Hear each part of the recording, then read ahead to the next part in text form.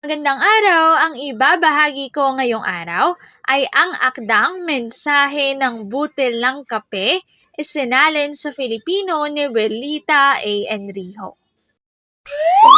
Magbasa, makinig, matuto at magsaya. Ako si Binibining Menya. Handa na ba kayo?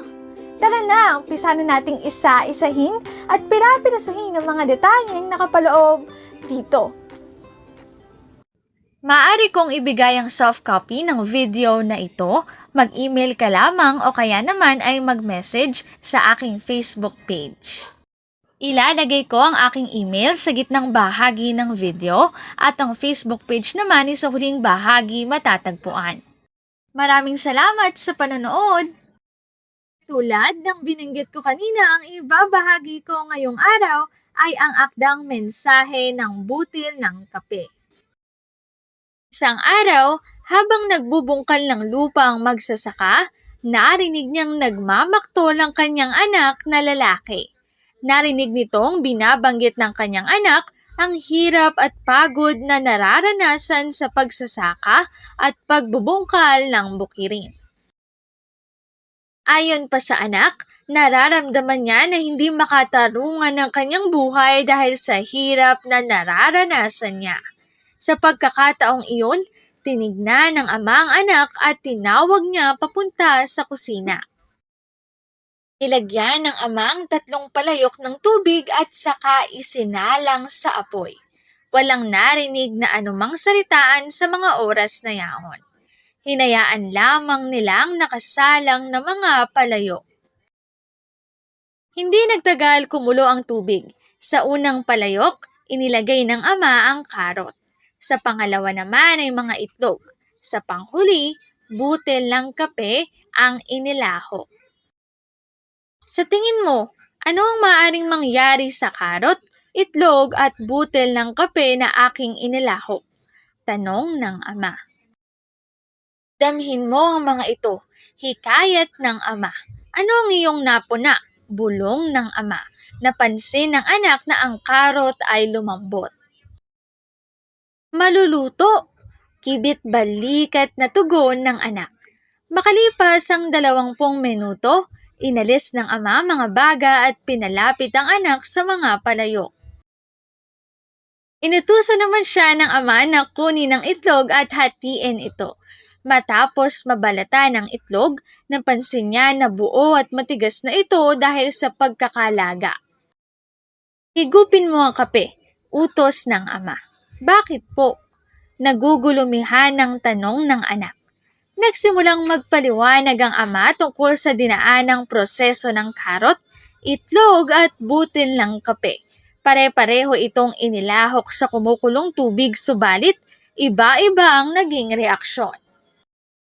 Ang karot na sa una ay matigas, malakas at tila di matitinag, subalit matapos mailahok sa kumukulong tubig ay naging malambot na kumakatawan sa kahinaan. Ang itlog na may puti at manipis na balat bilang proteksyon sa likidong nasa loob nito ay naging matigas matapos mapakuluan. Samantala, ang butil ng kape nang ito ay mahilahok sa kumukulong tubig ay natunaw, ngunit kapalit nito ay karagdagang sangkap na magpapatingkad dito. Alin ka sa kanila? Tanong ng ama sa anak.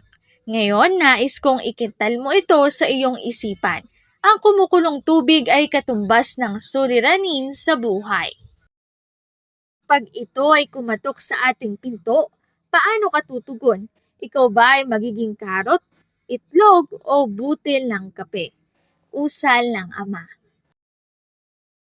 Ikaw ba ay magiging karot na malakas sa una subalit nang dumating ang pagsubok ay naging mahina?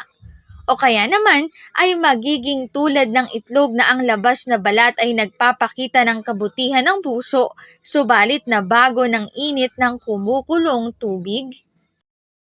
Ang itlog ay nagpapaalala na minsan may mga taong sa una ay may mabuting puso, subalit kapag dumaan ang pagsubok tulad ng sigalot sa pamilya o mga kaibigan, sila ay nagkakaroon ng tigas ng kalooban upang hindi igawad ang kapatawaran sa O maging tulad ka kaya ng butil ng kape na nakapagpabago sa kumukulong tubig? Kapuna-puna na sa tulong ng butil ng kape, nadagdagan ng kulay at bango ang kumukulong tubig. Paliwanag ng Ama.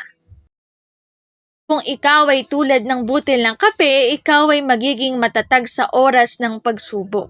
Higit sa lahat, ikaw mismo ang magpapabago sa mga pangyayari sa paligid mo. Dagdag na paliwanag ng Ama. Paano mo ngayon hinaharap ang mga suliranin sa iyong buhay? Ikaw ba ay sumusunod lamang sa kung ano ang idinidikta ng sitwasyon o nagsusumikap kang maging matatag sa harap ng mga pagsubok? Gayon din, patuloy ka rin bang lumilikha ng positibong pagbabago na dulot ng di magagandang pangyayari? Kaya anak, ikaw ba ay karot, itlog o butil ng kape? Tanong muli ng Ama. Ngumiti ang anak kasunod ng tugon, ako ay magiging butil ng kape. Katulad mo, mahal na Ama. Mula sa Elements of Literature ni Holt et al. 2008, Texas, USA. Mensahe ng butil ng kape, isinalin sa Filipino ni Welita A. Enrijo. Dito na nagtatapos ang aking pagbabahagi. Sana ay marami kayong natutuhan. Muli magbasa, makinig, matuto at magsaya. Ako si Binibining Menya. Paalam!